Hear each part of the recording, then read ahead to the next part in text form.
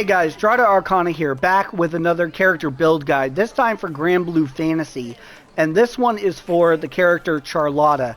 Now, I've been looking around at a lot of other builds and stuff on Charlotta, and I wanted to get my build out there because it's important that we have a lot of information regarding different characters, and this game needs builds that are going to help people with the end game. I'll tell you this much, I've been totally decimating everything I come across with this build, and it's been fantastic. That is just my 2 cents. Again, if you have any inputs on, making Charlotta a better character or whatever, I'd like to hear from you. But let's jump into the actual character build right here and now. So starting off, I'm going to show you that I'm using her Terminus weapon. It is fully maxed out with Sigil booster, damage cap, regen, and catastrophe, so we all know where that's going to. The imbued weapon trait is critical hit rate, quick cooldown, and tyranny. The reason for this is quick cooldown, so that way I don't have to sock it in quick cooldown, and critical hit rate because we need to get as much critical hit for the increase in SBA damage. Tyranny to increase attack as well, which is very important. Next up, we're running Steel Nerves and Cascade. Now, the reason we're running Steel Nerves is for Stoutheart, so that's why we're running Steel Nerves, but Cascade is very important for getting your cooldowns back for invincibility, so that's a good start. Next up is Damage Cap and Guts. This is a really rare sigil, but if you can get it, Damage Cap and Guts, you need it. Guts will always keep you alive with 1 HP as long as it's off cooldown. Next up, we got Damage Cap and Garrison. Now, this is very important because as your health decreases, you get more and more defense, which will help you survive in most fights. So when you get down to your 1 HP after Guts, you have enough defense to get back as much HP as you can. Next up, we got Damage Cap with Auto Revive. You need Auto Revive. I'm not going to sit here and tell you guys otherwise. Auto Revive is an essential skill as well as Damage Cap. So there you go. Now, I got really lucky with this. If you don't have access to a critical hit rate Damage Cap, that is fine. Just know you need to run Damage Cap in this slot. But if you can get your hands on a critical hit rate with Damage Cap, that is a god tier roll, and you're going to need it to optimize all of your builds. Next up, supplementary damage 4. The reason I'm running 4+ instead of the 5 is because I do not have a 5+. I only have supplementary damage 4+, and it comes with Nimble Onslaught, so this was a god roll. Nimble Onslaught, of course, increases your invincibility frames by 1 second at level 11, and SBA gauge gain plus 2.7% with skill cooldown. This is very important if you want to make sure that you're keeping your cooldowns low and getting your SBA gauges. You might not get a good supplementary damage like this, but if you can run supplementary damage, it is just going to add extra damage to your attacks.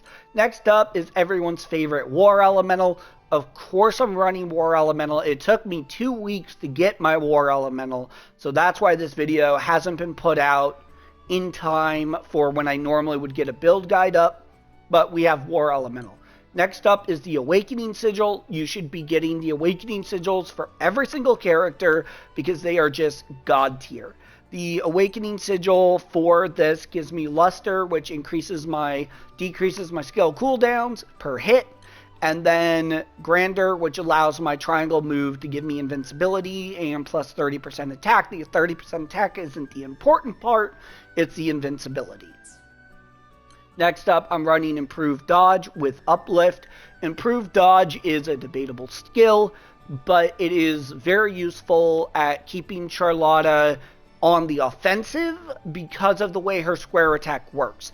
See, if you dodge and then you continue your square attack, you can move between target to target without losing the consistent damage output of your rapid slashes. But the more improved dodges you have, the more that you can switch between target to target.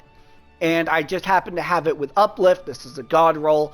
Uplift for that sweet SBA gain. I mean, really sweet.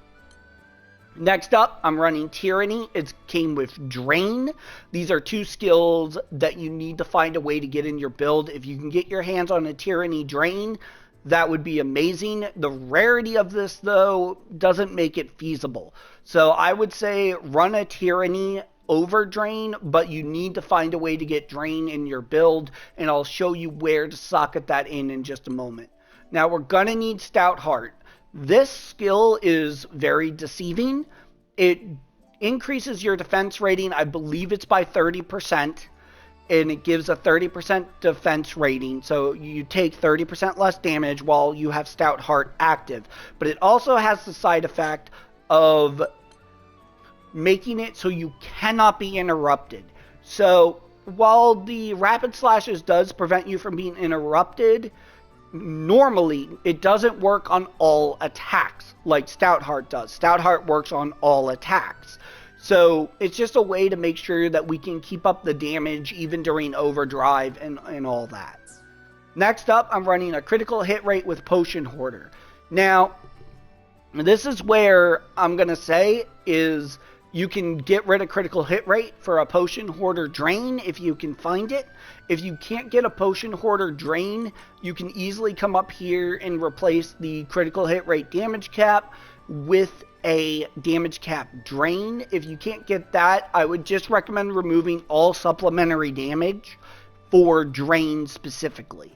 Otherwise, you're gonna need Potion Hoarder. I'm going to tell you flat, Potion Hoarder is probably the strongest skill in the game, and having a level 15 Potion Hoarder is going to make your life so much easier. Anyways, guys, that's the build as far as skills. So these are the skills I'm running. Sword of the Luminal. This skill is straight up your highest DPS skill in the game. However, it's really effective when the monster is not moving. If you can get the monster not to move, this skill will put out so much damage that it will shred health pools. Next up, I'm running Shining Onslaught. This is twofold. This is a gap closer and it inflicts defense down on hit. This is important because your SBA will deal more damage while the enemy has defense down. Next up, I'm running Holy Ladder. This skill is specifically for hitting ranged. It hits 3 times, so it's not great for damage, but it is good for hitting an enemy across the field. It's not going to be something you're going to use all the time, but on monsters like Proto Bahamut, where you need to hit a crystal from across the way because your teammates are taking too long, Holy Ladder can get there, can get the damage on that crystal, and get it out of the way. Next up is the core skill of this build, and the skill that's going to save you more times than I can count is Invincible. This skill just straight up makes you invincible for literally 10 to 15 seconds. I don't know the exact time on it, but it lasts a ridiculous long time. Usually if you pop this mid-fight, you're basically invincible for so long that you can attack. It lasts about the same time as a Vein Bubble, so that's what makes it good. Anyways, guys, that's everything that I have on Charlotta. I hope you guys enjoyed the video, and now I'm going to leave you with some gameplay. Like, share, and subscribe, and we'll see you guys on the next one.